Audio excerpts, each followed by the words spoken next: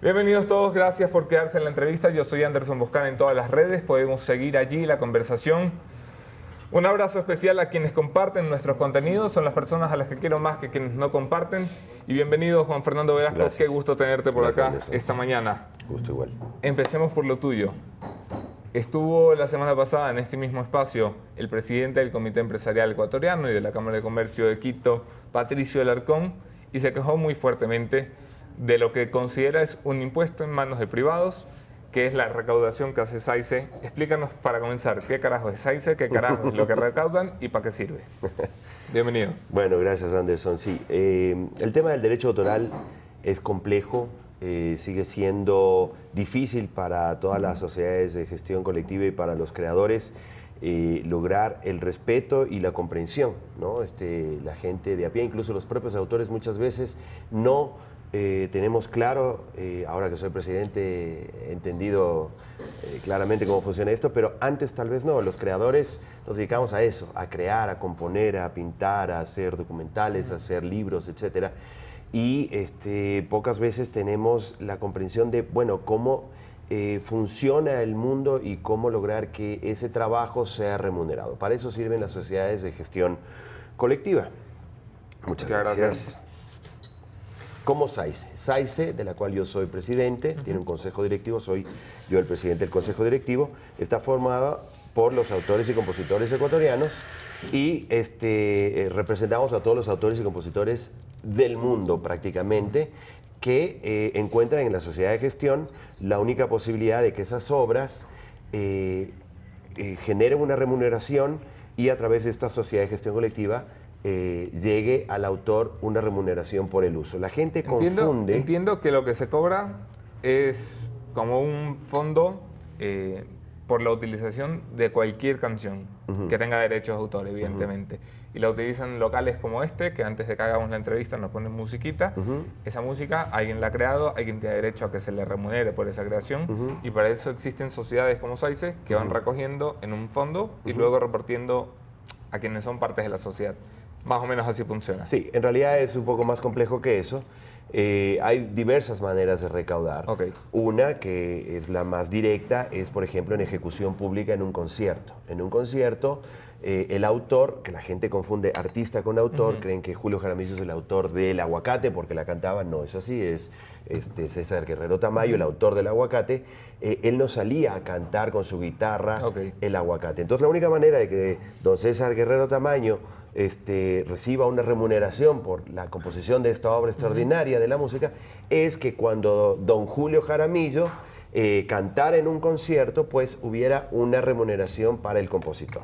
Entonces, cuando hay ejecución pública en un concierto, el empresario, el organizador de este concierto, debe pagar un porcentaje de esa taquilla para reconocer a los autores y compositores de todas las canciones que se ejecuten en este concierto. Ahí es muy sencillo, porque hay un repertorio, entonces uno dice, bueno, se recaudó tanto dinero, se interpretaron tales canciones, estos son los autores y compositores, el reparto es muy, muy fácil, ¿no?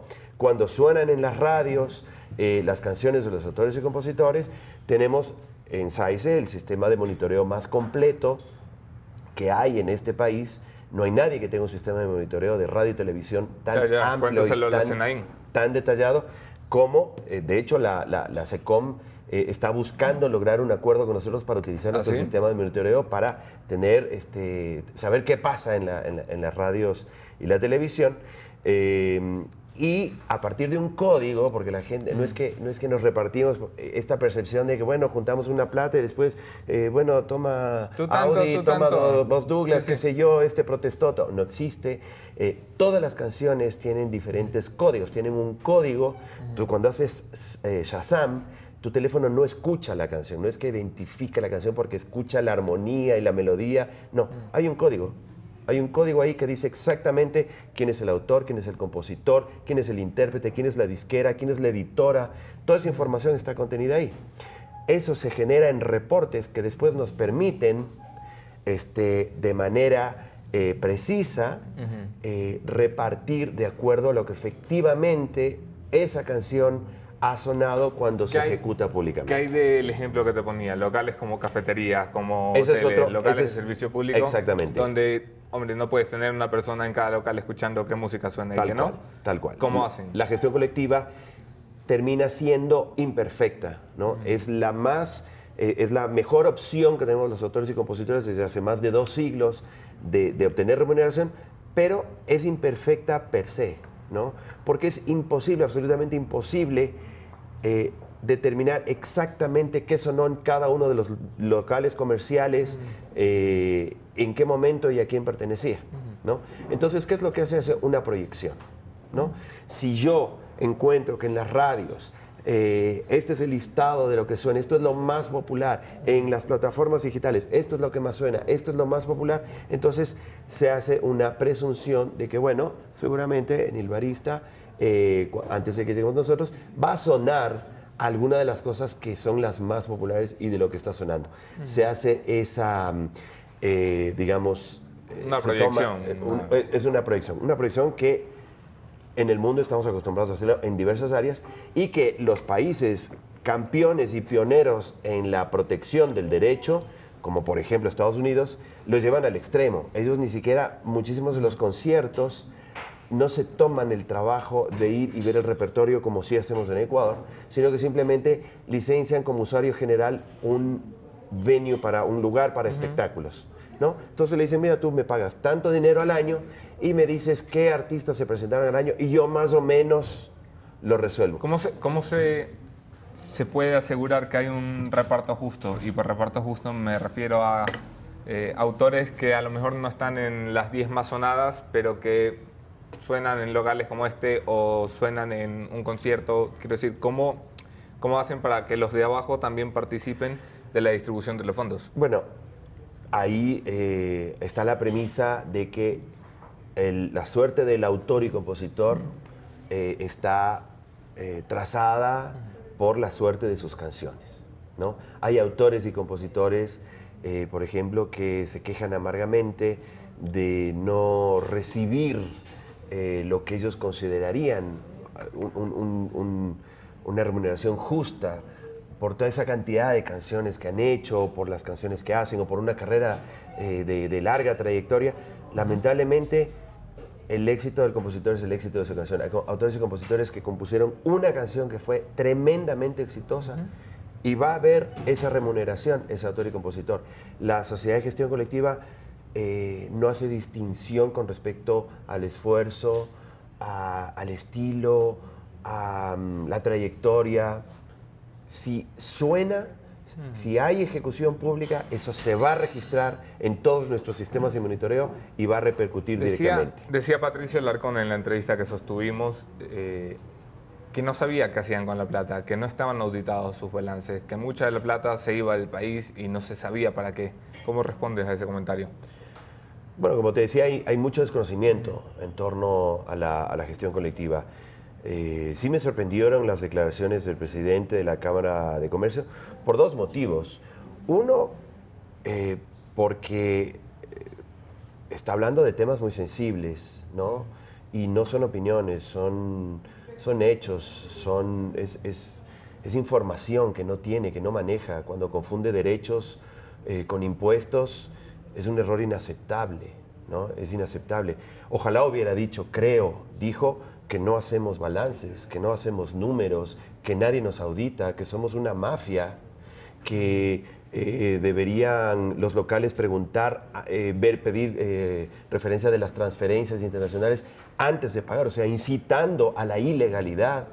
Y me preocupa porque es un representante de un sector, se supone, importante del comercio, pero más allá de eso me preocupa por el país, porque se supone que él está liderando negociaciones con Estados Unidos y con la Unión Europea en términos de comercio, y me daría no solamente una vergüenza terrible que nuestros representantes lleguen a hablar de impuestos, ¿no?, al país líder o a la Comunidad Europea que defienden férreamente y que entienden claramente lo que son derechos de autor, sino que probablemente nos manden para la casa porque no va a haber ningún acuerdo hasta que, nosotros nos hemos reunido con gente muy importante de Estados Unidos y de la Comunidad Europea en búsqueda de la protección del derecho autoral, y es la base y el centro de esas economías. Entonces, hablar de que son impuestos y de que esto porque hay que pagarlo y que son mafias, Dios mío, o sea,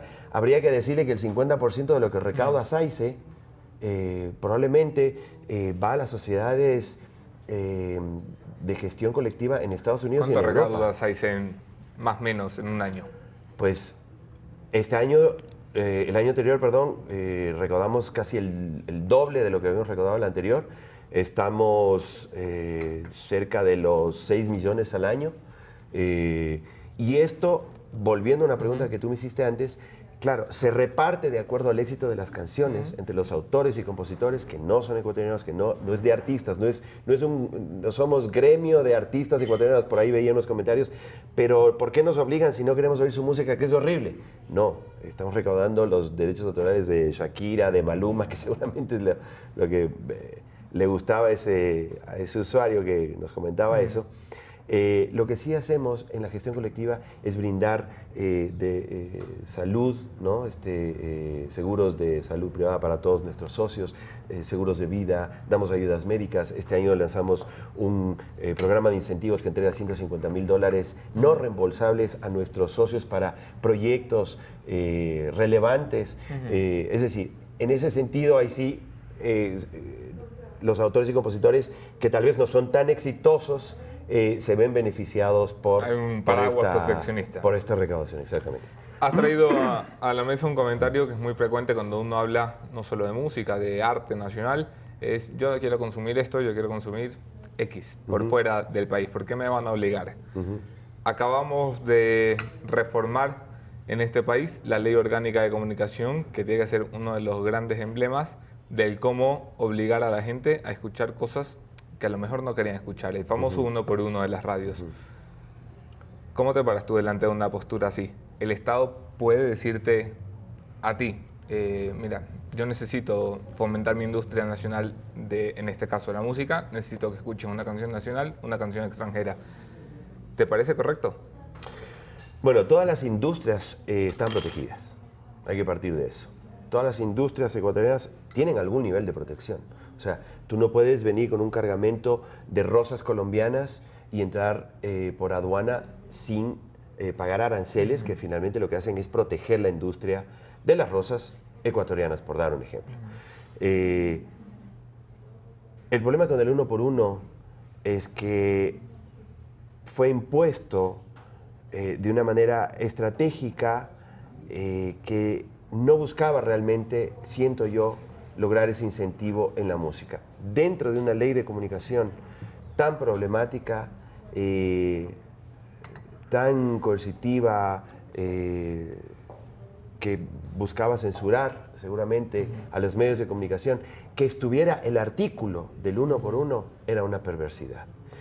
Una perversidad, que los hubieran metido en la misma herramienta de censura. Exactamente. Una perversidad en la cual lamentablemente muchos colegas cayeron apoyando y saliendo a defender esto y siendo utilizados. Siendo utilizados, y lo digo con conocimiento de causa, primero porque después de 5 años de haber sido aplicada, ¿dónde están los resultados? No hay resultados evidentes, no hay un desarrollo increíble de la industria de la música, ¿no? Y segundo, porque sabemos que desde la SECOM no había ni siquiera la intención de monitorear a las radios para que se cumpla el 1 por 1. Peor, la tecnología, ¿no? Es decir, simplemente se utilizó como un mecanismo coercitivo para algunas radios en específico controlarlas. El sistema de verificación del 1 por 1 en la SECOM era una chica con unos audífonos y una compu anotando qué es lo que sonaba. Esto lo sabemos. Entonces, algunos le hicieron el juego. Yo no creo que se construyan así las leyes. Creo que el Estado tiene que proteger sus industrias. Sí, creo eso. Y creo que hay un desbalance tremendo entre la música extranjera y la música ecuatoriana que suena. Para que tú tengas una idea, en los listados de popularidad, el primer artista ecuatoriano que aparece por el puesto 37. Para que tú tengas idea de... ¿Quién es? Disculpa, solo por curiosidad. Me parece que el mes pasado era probablemente Michael o... ¿no? Pero va cambiando permanentemente, ¿no? Sí, pero sí, lo entiendo. Cuando estábamos revisando los listados, esto ¿A es qué lo lo que nos atribuyes? encontramos. Quiero decir, la industria, y esto hablamos de la música, podemos hablar del cine, de lo que quieras, ¿a qué atribuyes que tenga más éxito lo extranjero que lo nacional? O sea, es una cosa que a la gente definitivamente no le gusta lo que están produciendo sus artistas locales, o es que tienen falta de espacios de promoción, ¿qué? No, yo creo que es, primero es una idiosincrasia que elogia y privilegia lo extranjero, que también es recurrente en todos los países, no necesariamente todos son como Brasil. Siempre lo extranjero tiene un sabor más bonito, lo internacional, digamos. Pero tiene que ver con una industria inexistente, ¿no? En donde yo sí creo que hay que apuntalar. ¿Qué es lo que pasa? El uno por uno normaba a los privados. Y ahí es donde yo creo que hay un problema.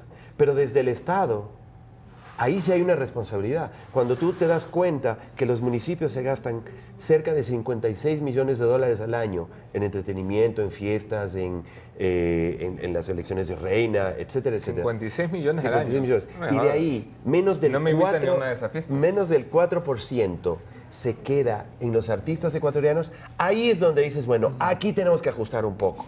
Porque además estamos hablando de dinero público. ¿Me entiendes? Hay una diferenciación.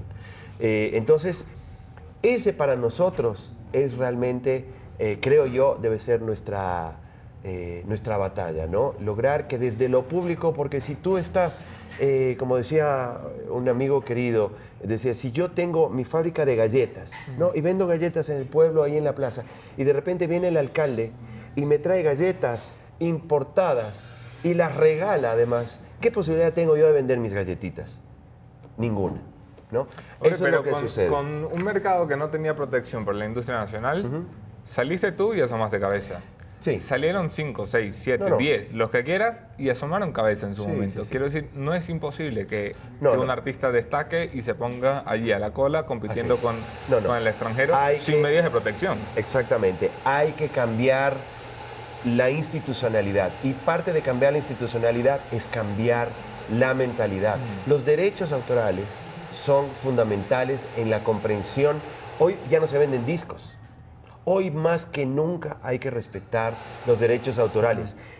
Por eso nuestra preocupación cuando el presidente de la Cámara de Comercio instaba a la gente a no pagar los derechos autorales, llamándolos impuestos, ¿no? Hablando de que vamos a revisar esas cuentas para ver si pagamos. Hay una confusión, mira, hay una confusión, te voy a explicar claramente. Una cosa es el tributo, ¿no? Que igual sería ilegal, ¿no? Si él dijera, bueno, yo no voy a pagar impuestos hasta no saber en qué están usando mi dinero. Hombre, ¿no? Deberíamos en este país. Es un derecho, es un en derecho. este país deberíamos. Pero esto es como un bien.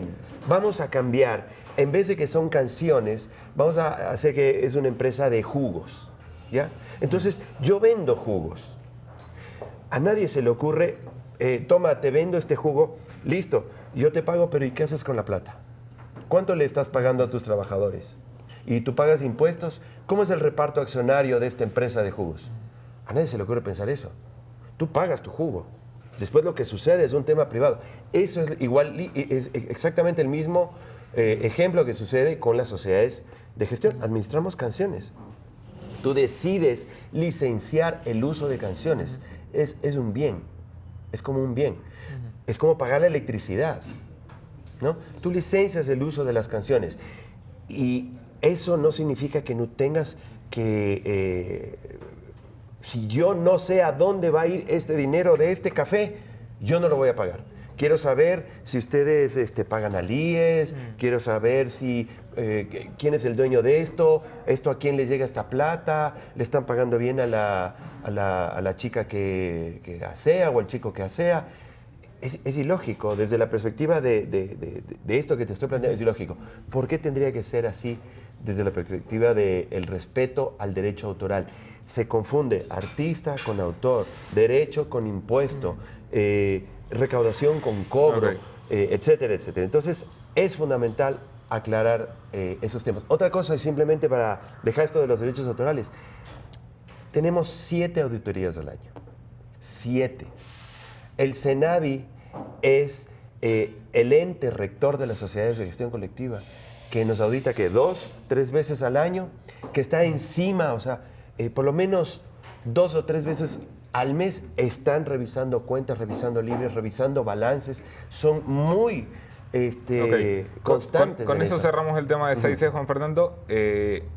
¿Quién tiene que pagar a SAICE? Porque una de las cosas que me quedó retumbando en la cabeza de los comentarios de Patricio Alarcón era que básicamente los obligaban a pagar por algo que no utilizaban. Quiero decir que en el caso del café, el café lo pago porque me lo tomo, pero Sí. si no me tomo el café, pues ¿qué me viene a cobrar un café? Claro. ¿Hay alguien que tenga que pagar, algún local que tenga que pagar a SAICE sin saber si se utiliza o no? Quiero decir, yo abro una cafetería, si pongo música tengo que pagarle a SAICE.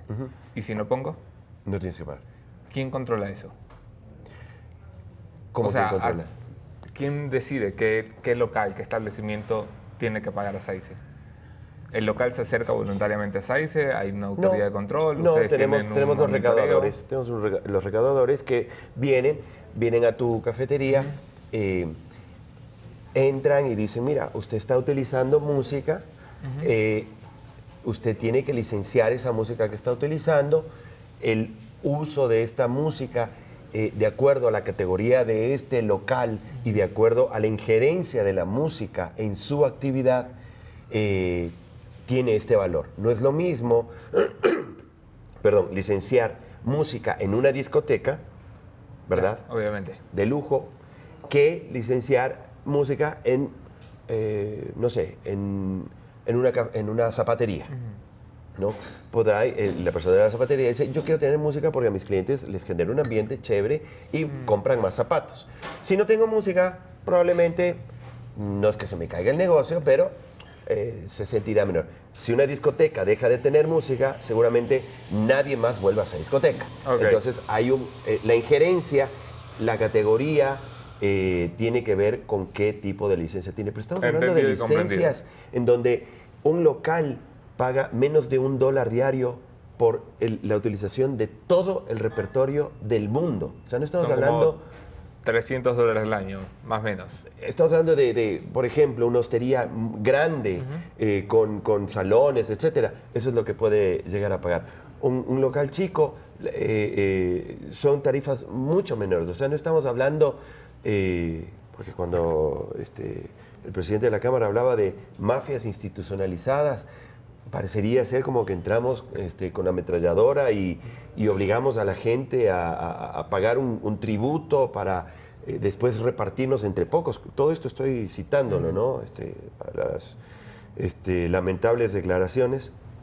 No es así. Está todo regulado, controlado. Okay. Ahora, seguramente tenemos problemas, ¿no? Habrá un recaudador que en su afán de... Imagínate, si el presidente de la Cámara de Comercio habla así de los derechos autorales, a lo que nos tenemos que enfrentar nosotros, ¿no?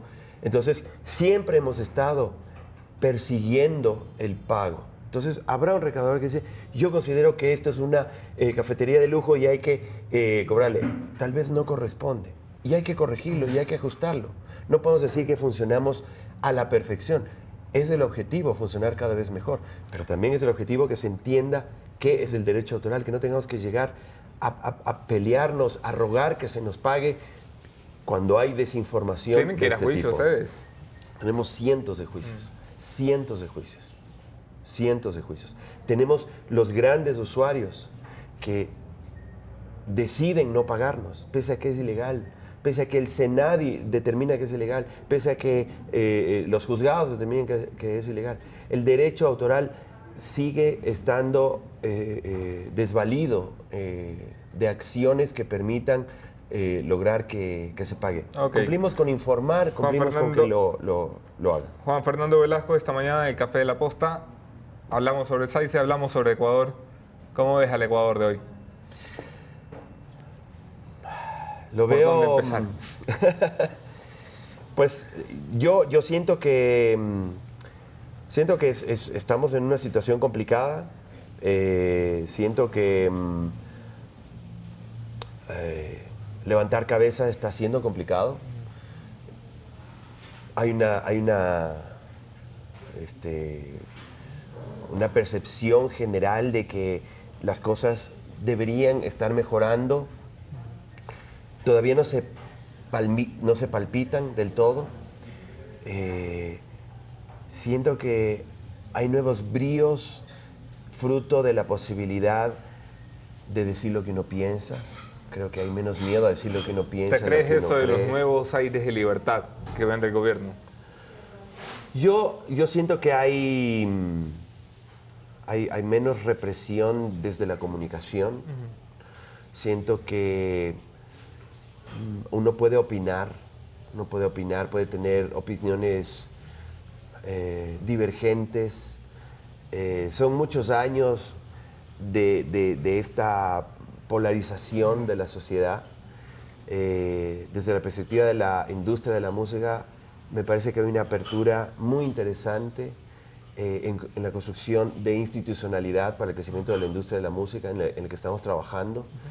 Y yo que he podido palparlo de adentro, porque solo desde ahí es donde se puede dar el cambio, porque se necesita la decisión política de hacerlo, hay la férrea voluntad de lograrlo. Vamos a ver hasta dónde llega. ¿Ves en en general, más allá de la música, ves en un gobierno con metas claras? ¿Un gobierno que sabe hacia dónde camina?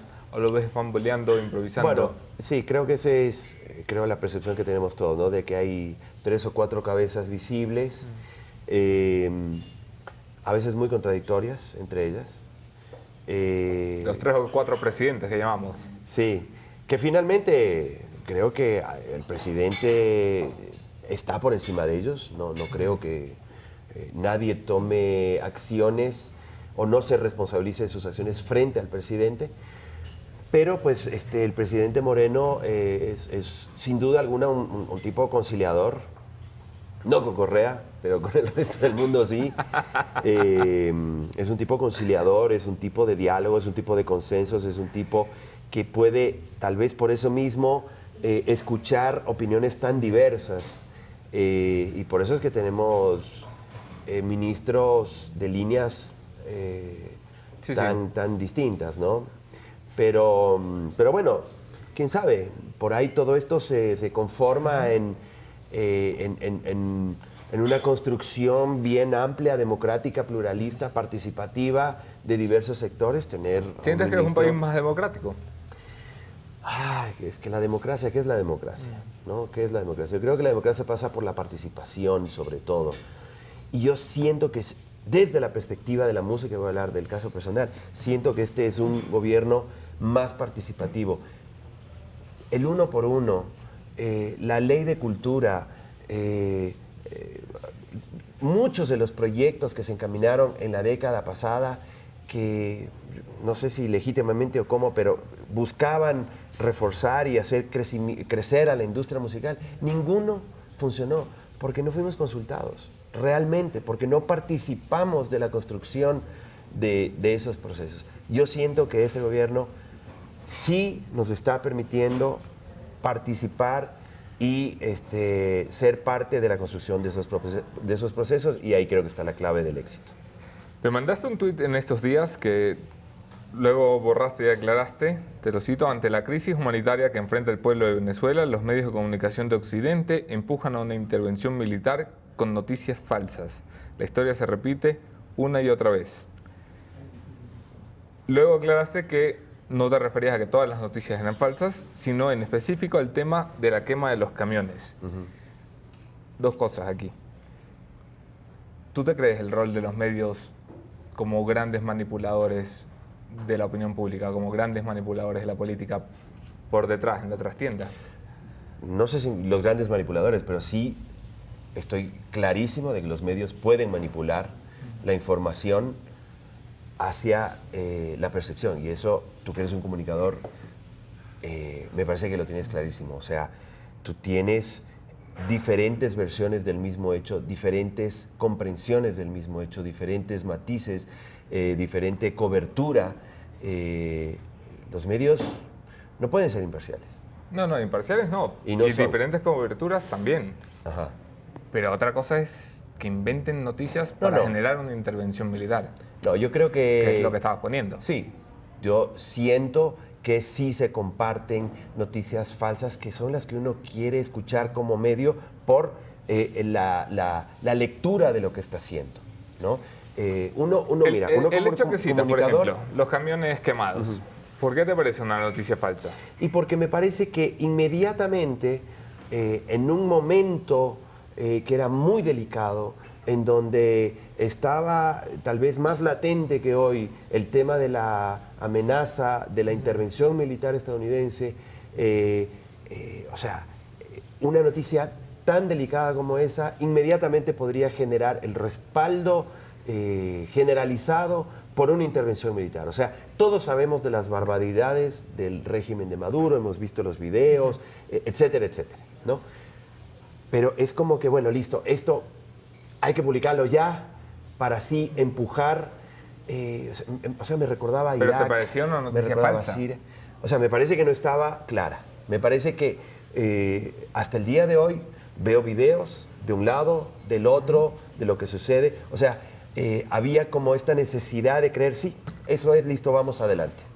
Y inmediatamente después surgieron versiones que podrían no ser como se habían planteado inicialmente de el gobierno de Maduro quemó los camiones. Parece que no es así, que no estaban los camiones, que Hombre, pero había esta necesidad te lo cuento yo que estuve a 50 metros del camión quemado.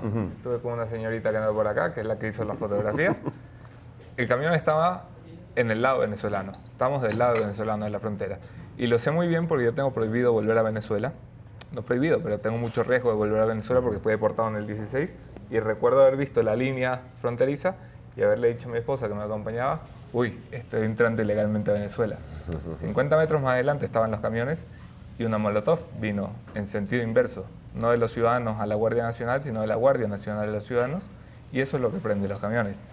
Así que me sorprendía mucho leer con tanta vehemencia un tuit que decía, los medios inventan estas noticias falsas para justificar una intervención. Porque muchas veces los medios no son responsables de que haya un loco en este o en el otro lado que decida prenderle fuego a un camión con ayuda humanitaria. Y me parecía, o sea, me sorprendió mucho leer el comentario de ti acusando a los medios de ser como una gran conspiración detrás de. Sí, no era con dedicatoria a ninguno.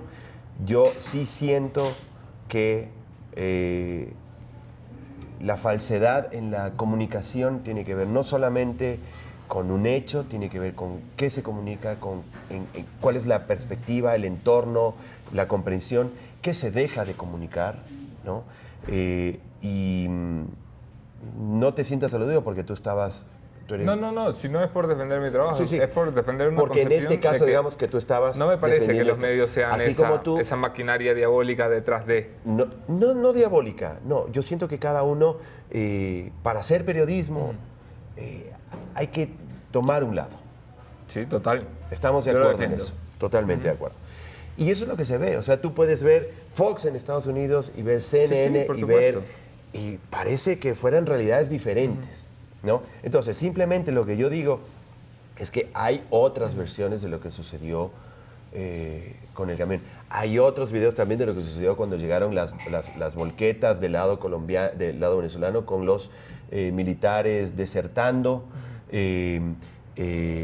Hay una comprensión de qué es esta ayuda humanitaria, cuál es la motivación de esta ayuda humanitaria, quién está detrás de la ayuda humanitaria, por qué la Cruz Roja no es parte de la ayuda humanitaria.